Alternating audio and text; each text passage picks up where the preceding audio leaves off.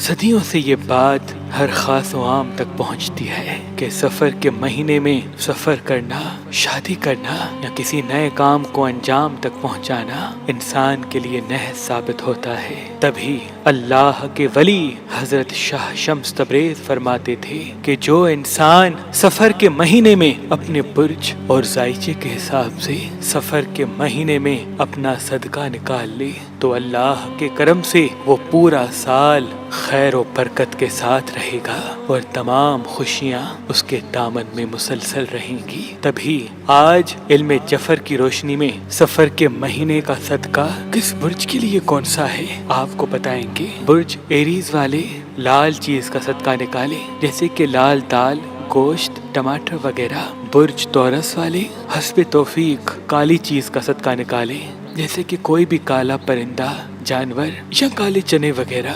برج جیمنائی والے سفید چیز کا صدقہ نکالیں، جیسے کہ دودھ، چاول، انڈا وغیرہ۔ برج سرطان والے سبز چیز کا صدقہ نکالیں، جیسے کہ سبزیاں، باجرہ وغیرہ۔ برج لیو والے کسی بھی خون والی چیز کا صدقہ نکالیں، جیسے کہ مرغی کا گوشت یا کسی بھی حلال جانور کا گوشت وغیرہ۔